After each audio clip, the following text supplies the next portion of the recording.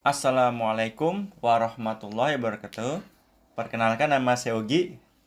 Nah, jadi video kali ini eh, saya mau ngebahas mengolah data dengan software Amos. Kasusnya itu kasus second order. Kemudian ada variabel mediasinya. Ini saya katakan kasus yang ribet.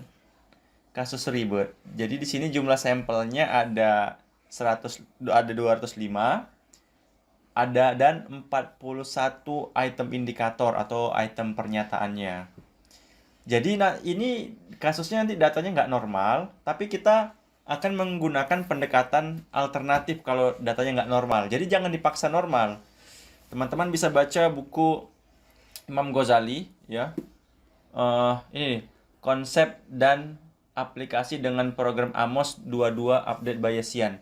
Sebenarnya kalau di website teman-teman bisa beli yang versi 24 yang update Bayesian. Jadi di Amos itu ya, di Amos itu, ini Amosnya ada fitur namanya Bayesian Estimation. Nah, itu dia. Bayesian Estimation di mana ketika kita menggunakan pendekatan Bayesian Estimation, asumsi normalitas itu abaikan aja. Jadi nggak ada masalah. Secara teori tidak mempengaruhi keakuratan ya. Secara teori mungkin nggak mempengaruhi keakuratan hasil Bayesian ketika datanya tidak normal, karena bisa diatasi. Teorinya mana? Ini teorinya. Teman-teman buka halaman ini. Halaman 330. Ini saya buka halaman 330. Ini. Kalimatnya ada di sini sih. Nih. Udah saya ketik di sini. Ini dia. Jadi kalimatnya gini. SAM dengan estimasi maksimum likelihood. Jadi defaultnya itu bawaannya itu dia maksimum likelihood. Nah, ini dia. Ini defaultnya bawaannya maksimum likelihood. Di halaman 330 menyatakan SAM dengan estimasi maksimum likelihood memerlukan jumlah sampel yang besar. Ini kalimatnya. Dan data harus berdistribusi normal multivariat. Nah, tapi metode estimasi bias dapat dilakukan dengan jumlah sampel kecil. Nah, bias ini, metode bias itu kalau kita lihat di sini, metode bias ini, Bayesian Estimation, itu bisa digunakan untuk sampel yang kecil, sedikit. Bukan berarti nggak boleh digunakan untuk sampel yang besar. Justru makin bagus kalau jumlah sampelnya semakin besar. Kecil aja bagus, boleh apalagi besar. Tuh. Dapat digunakan dengan jumlah sampel kecil dan tidak berdistribusi normal. Teman-teman tinggal lihat nanti di halaman 330 ada kalimatnya seperti itu. Ya. Nah, dengan jumlah sampel besar, tetap bisa menggunakan bias. Hasil biasnya itu, hasilnya akan mendekati metode maksimum likelihood. Ghazali halaman 330.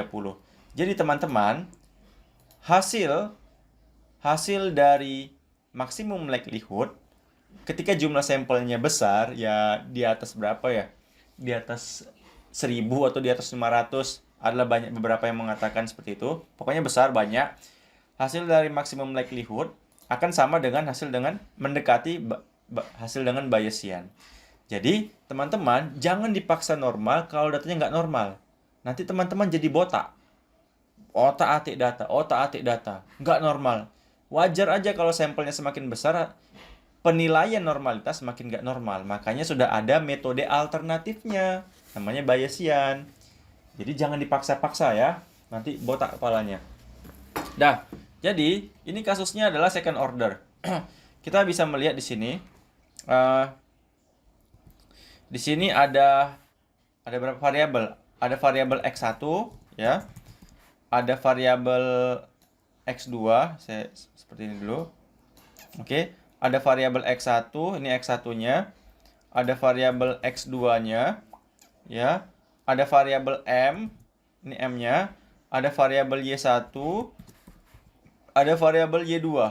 Oke, dari sini kita bisa melihat ada X1, X2, M, kemudian ada Y1, Y2. Nah, itu kan. Nah, jadi bisa kita lihat X1 sendiri, X1 ini merupakan variabel yang diukur, yang diukur menggunakan dua tahap. Nah, jadi X1 ini dia termasuk second order ya. di mana dia X1 ini dia memiliki dimensinya apa aja? Dimensi yang pertama X11 ya, dimensi yang kedua X12, dimensi yang ketiga X13. Nah, dia punya dimensi.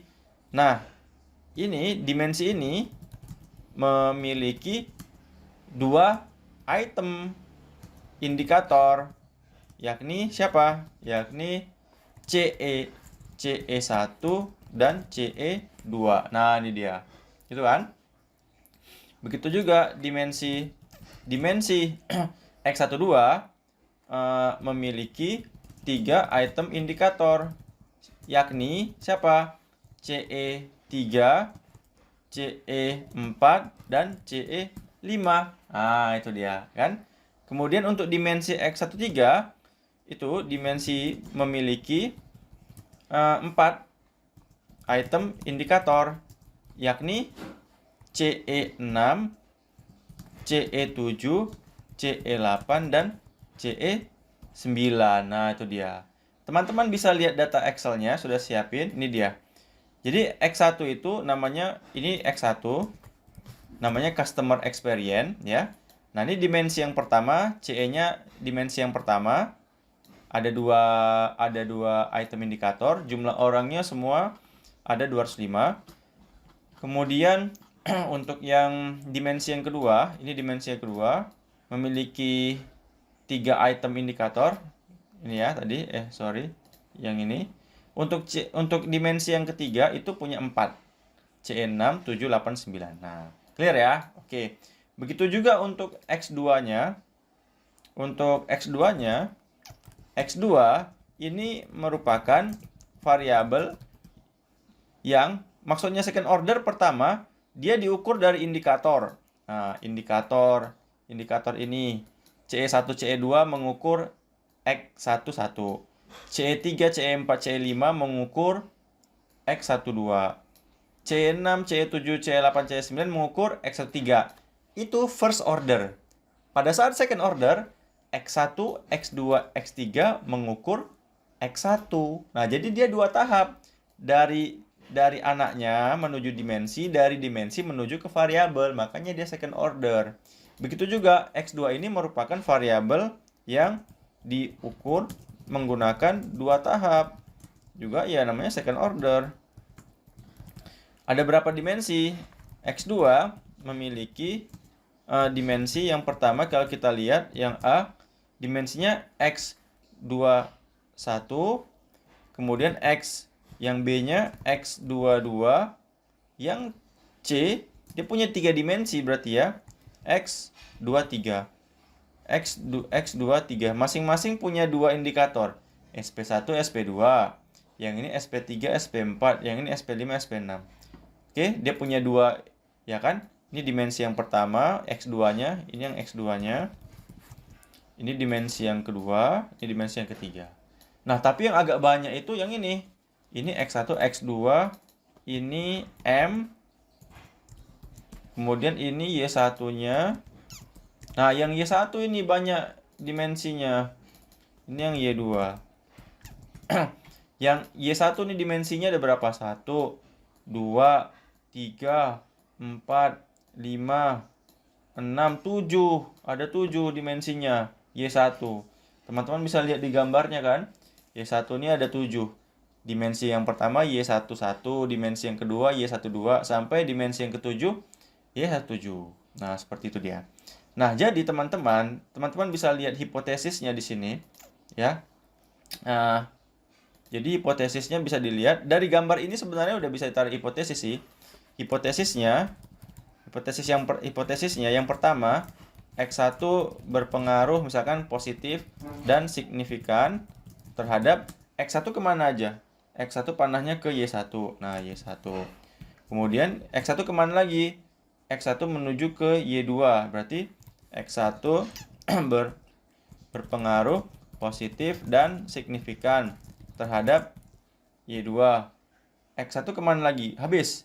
X1 ini berarti menuju Y1 sama Y2. Kemudian hipotesis yang ketiga, coba X2-nya.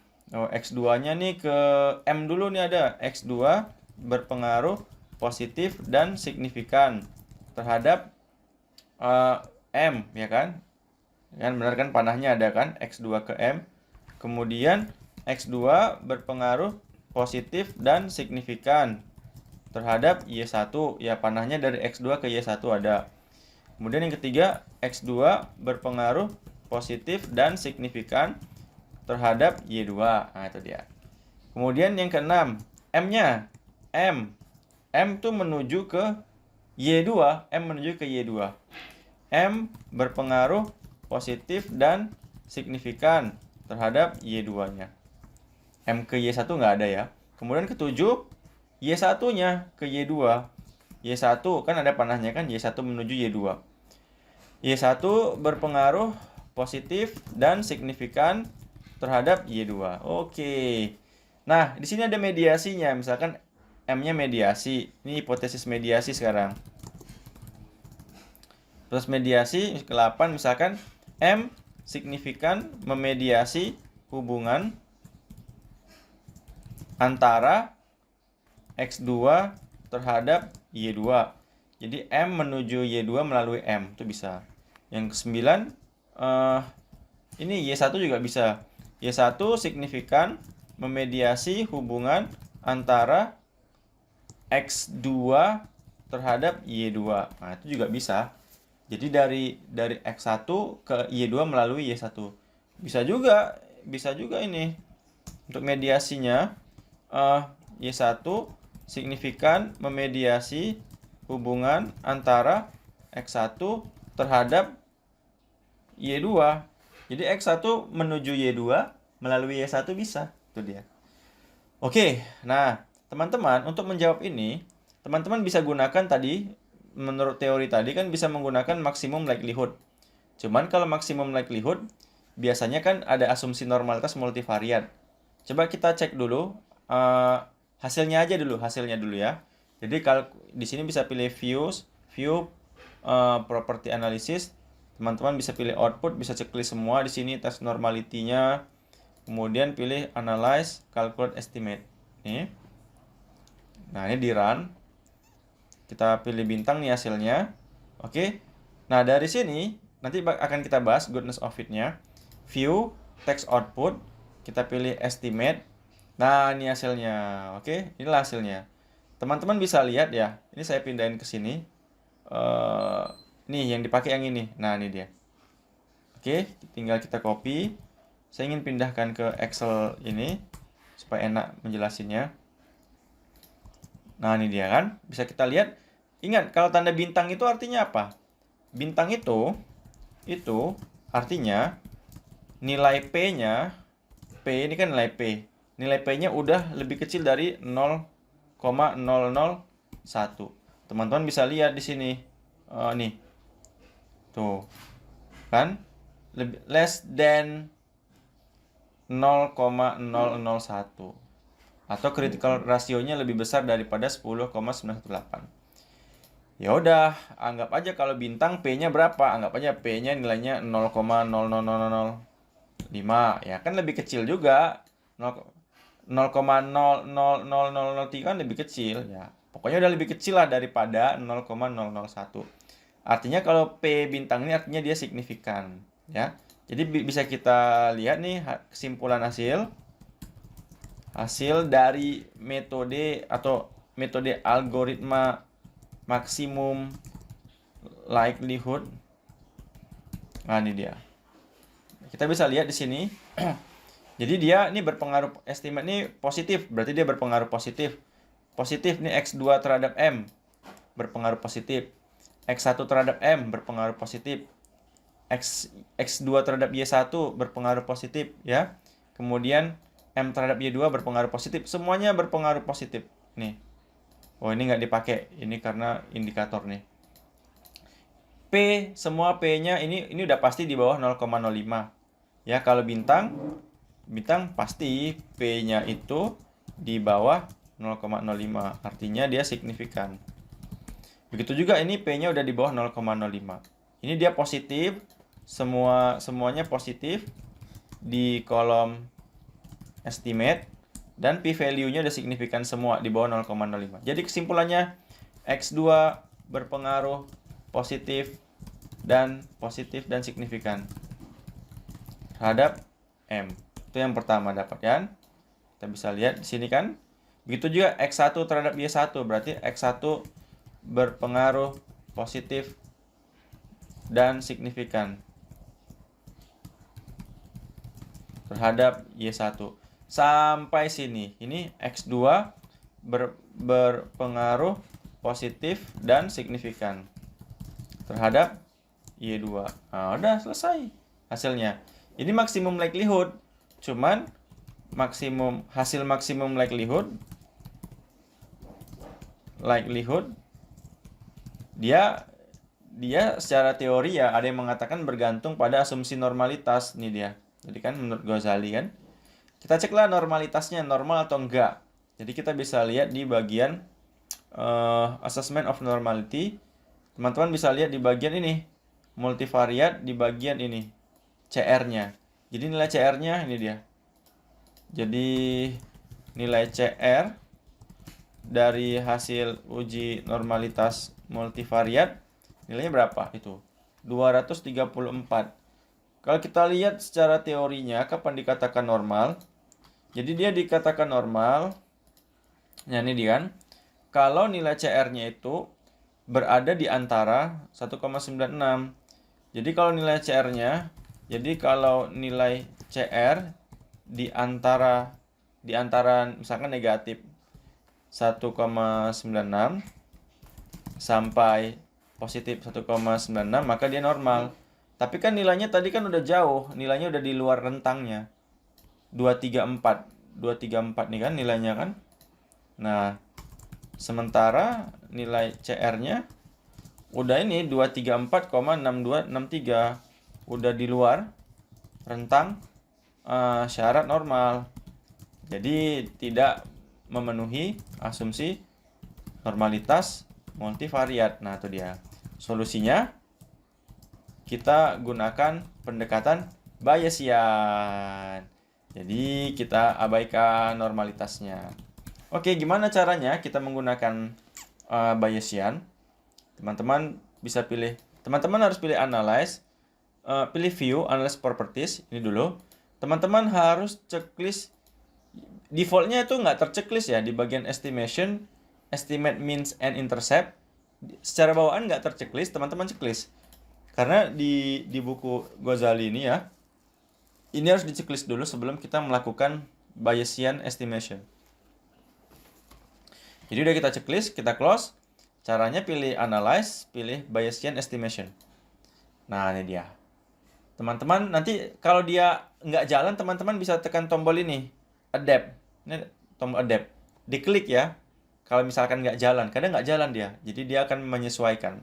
Nah, teman-teman, ini dia sedang melakukan perhitungan Bayesian. Angkanya akan selalu berubah-ubah. Ini namanya pengulangan mungkin ya. Berubah-ubah, dia melakukan proses perhitungan. Kapan perhitungan ini dihentikan? Ini kan terus berjalan nih. 24, 25.500, 26.000, 27.000, 28.500, 29.500, 30.000. Kapan perhitungannya berhenti? Kalau dikatakan berhenti, ini kan mukanya warna merah nih. Ada gambar orang, konvergen statistiknya. Jadi kalau mukanya udah warna kuning, itu baru boleh berhenti. Tekan tombol yang ini. Tombol pause. Nah, kita dapatlah hasilnya. Ya. Jadi kita tunggu sampai mukanya warna kuning. Itu ada di halaman berapa ya? Tunggu saya cari teorinya. Mukanya harus warna kuning dia.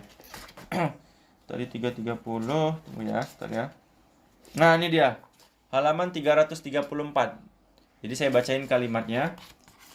Analisis Bayesian dilakukan dengan memilih analyze Bayesian estimation benar. Nah, ini dia. Program akan melakukan iterasi awal dengan muncul karakter wajah unhappy. Jadi kalau wajahnya warna merah ini itu unhappy, dia berwarna merah. Nah, wajahnya merengut dia. Nah, menandakan iterasi belum mencapai konvergensi.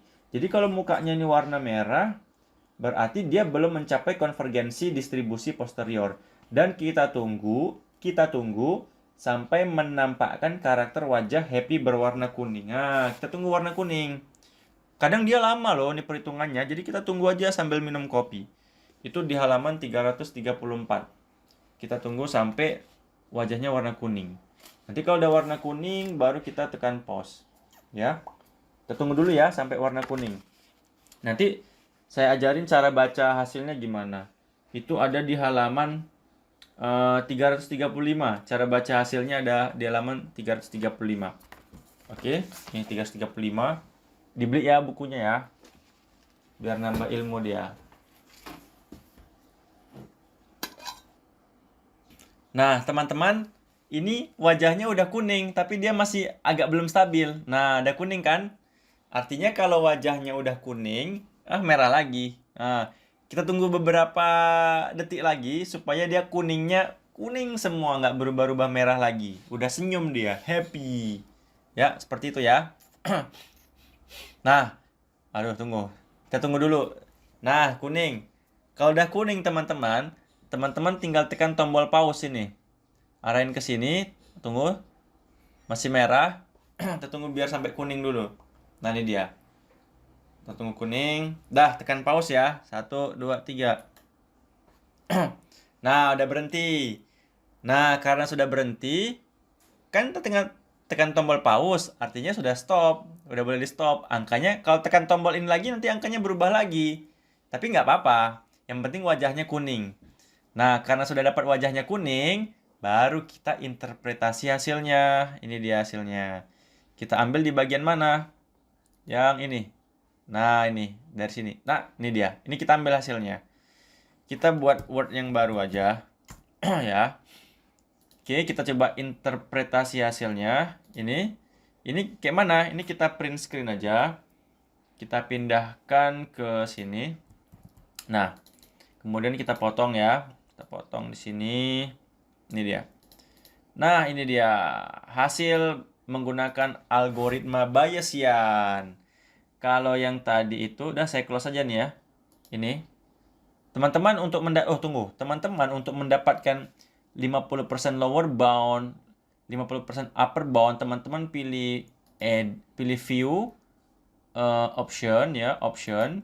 Nah, di sini teman-teman ada menunya. Bisa pilih mana ya? Credible interval. Nah, jadi yang dilihat itu yang diambil nanti credible intervalnya sama min-nya. Credible interval min sama ini SD ya, standar apa nih? Standard deviation-nya. Ya, ini dia. Oke ya. Dah, ini kita close aja. Nah, gimana cara artikannya? Tadi kan ini hasilnya menggunakan maximum likelihood kan udah dapat dia berpengaruh positif dan signifikan. Ya. Oke, sekarang kita ambil contoh dulu pengaruh X2 terhadap M. X2 terhadap M menggunakan metode Bayesian ya, diperoleh nilai koefisien jalurnya ya. Koefisien jalur itu di kolom min. Berapa nilainya? 0,627. Nah, pengaruh X2 terhadap M ya menggunakan metode maksimum likelihood diperoleh nilai koefisien jalur. Nah, kalau maksimum likelihood berapa? Kita lihat tadi di Excel, maksimum likelihood X2 nih. Ini nilainya. Nilainya 0,6238. 0,6238. Kalau menggunakan Bayesian 0,627. Nilainya mendekati, nggak jauh beda. Mirip-mirip, nggak ada masalah. Oke ya. Kemudian tuh dia. Artinya, ini kan artinya yakni bernilai positif. Positif. Maka X2 berpengaruh positif terhadap M. Oke. Kemudian, apakah pengaruhnya signifikan? Nah, itu caranya di buku Ghazali ada ya, di halaman 335 ada kok. 335 ada. Cuman di sini saya ada ringkas kalimatnya. Nih di bawah biar lebih pasti lagi halaman berapa. Bentar ya. Nah, ini dia. Nah, di halaman 349. Nah, ini dia. Untuk mengetahui pengaruh tersebut signifikan atau tidak, maka perhatikan nilai credible interval lower bound dan upper bound. Ghazali di halaman 349 menyatakan jika dalam rank interval lower bound dan upper bound memuat angka 0, maka pengaruhnya tidak signifikan secara statistik. Nah, sekarang kita lihat ya. Kita lihat lower bound-nya berapa. Lower bound-nya itu nilainya yang X2 terhadap M 0,588. Itu kan. Kemudian yang upper bound-nya berapa? Upper bound-nya nih 0,664. Nah, dari 0,588 sampai 0,664, apakah di dalam rentang itu memuat angka 0? Jadi kalau kita buat garis bilangan nih. Ini kan di sini misalkan angkanya negatif, minus 1 kan. Di sini 0. Di sini 0,588. Di sini 0,664. Di sini misalkan 1. Kan garis bilangan kan gitu. Nah, garis bilangannya. Nah, ini kan ada garis lah. Ya kan? Nolnya misalkan di sebelah kiri. Nah, jadi pertanyaannya dari tunggu ya. Ini kita geser sini aja. Nah, biar mudah dipahami. Nah, ini ya. Dari 0,588 sampai 0,664 di dalam rentang interval ini saya buat seperti ini. Ini dia. Di dalam rentang ini, ini dia. Nah, di dalam rentang ini, nah ini kan rentang interval. Kan di dalam rentang ini kan nggak ada angka 0. Nolnya kan di sebelah kiri, bukan di tengah-tengah sini. Artinya di dalam interval ini tidak memuat 0. Nah, penjelasannya jadi dalam rentang atau interval dari 0,588 dan atau sampai 0,664 tidak memuat angka 0. Nah, ini di dalam intervalnya nggak muat angka 0. Artinya X2 berpengaruh signifikan terhadap M. Pengaruhnya signifikan. Gitu, lihat di intervalnya. Ntar ya, baterainya habis, kita cok lagi. Nah, kita sambung lagi ya. Jadi kesimpulannya X2 berpengaruh signifikan. Paham ya? Jadi kesimpulannya sama, dengan Bayesian dia signifikan, dengan maksimum likelihood dia juga signifikan. Sekarang kita coba X1 deh, X1-nya sekarang.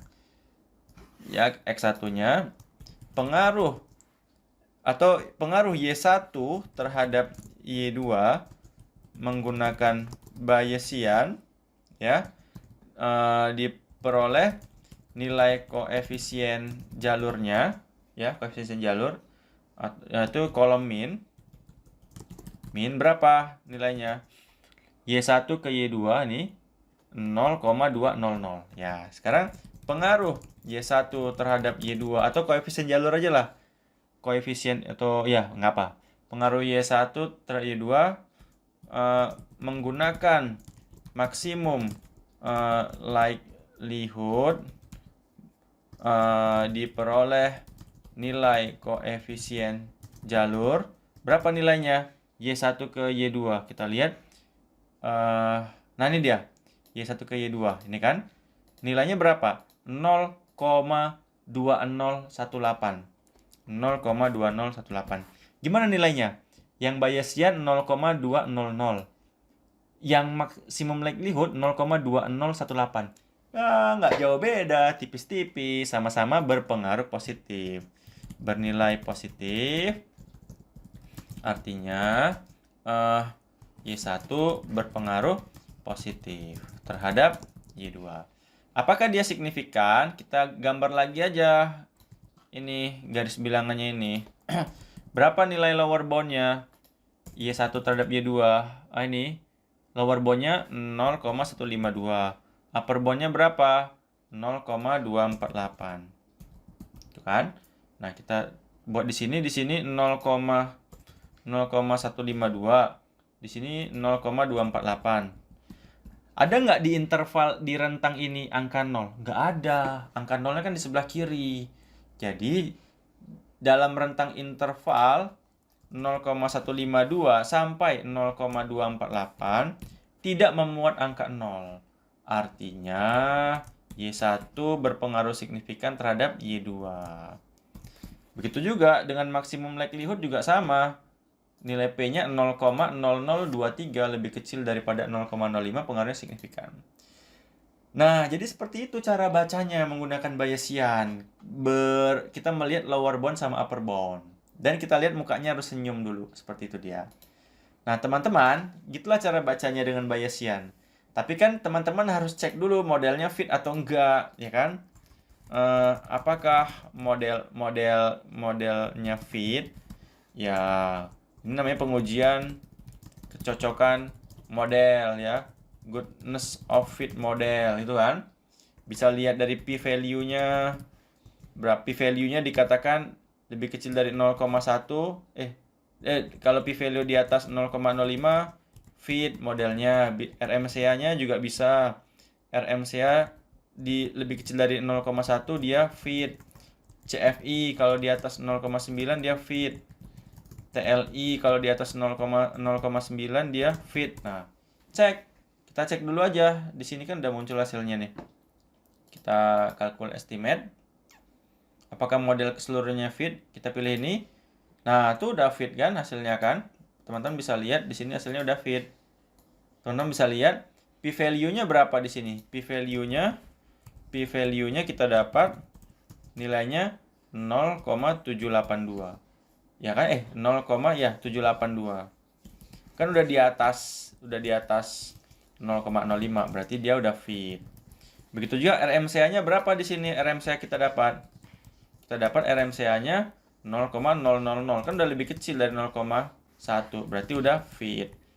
CFI-nya berapa? Di sini kita dapat CFI-nya sama dengan 1. Ya, berarti udah lebih besar dari 1 kan? Berarti 1 itu kan lebih besar daripada 0,9, berarti fit. Kemudian TLI-nya berapa? TLI di sini kita dapat 1,002. Kan udah di atas 0,9. Tidak fit. Oke, jadi keseluruhan modelnya fit. Teman-teman, sebenarnya masih banyak lagi yang harus diuji. Harus melewati tahapan pengujian validitas dan reliabilitas. Uji validitas dan reliabilitas. Ya, atau CFA. Menggunakan metode CFA, confirmatory factor analysis untuk X1-nya. Begitu juga untuk X2-nya. Jadi ini yang harusnya di awal lakukan, tapi nggak apa-apa. Nanti akan saya jelasin di video selanjutnya ya. Yang kedua. Ini kedua. Kemudian yang M. Kemudian yang Y1. Ini yang Y2. Nah, teman-teman harus uji ini dulu. Ini sudah saya buat penjelasannya di sini. Ini saya close aja. Di sini. Nah, jadi tahapannya namanya uji validitas dan reliabilitas. Namanya measurement model untuk X1-nya. Ini hasilnya semuanya. Kemudian teman-teman uji validitas dan reliabilitas untuk X2-nya. Ini dia ada. Kemudian uji validitas dan reliabilitas untuk yang Y1-nya. Ini dia. Uji validitas dan reliabilitas untuk Y2-nya. Nanti untuk M-nya juga. Seperti itu dia. Baru secara keseluruhan. Nah, ini hasilnya. Tapi teman-teman paling tidak udah mendapatkan gambaran bahwasannya pertama teman-teman dapatkan informasi kalau datanya nggak memenuhi normalitas multivariat, jangan dipaksa normal, gunakan Bayesian. Teman-teman sudah tahu kan cara runningnya dan cara baca hasilnya. Seperti itu. Oke teman-teman, semoga bermanfaat ya.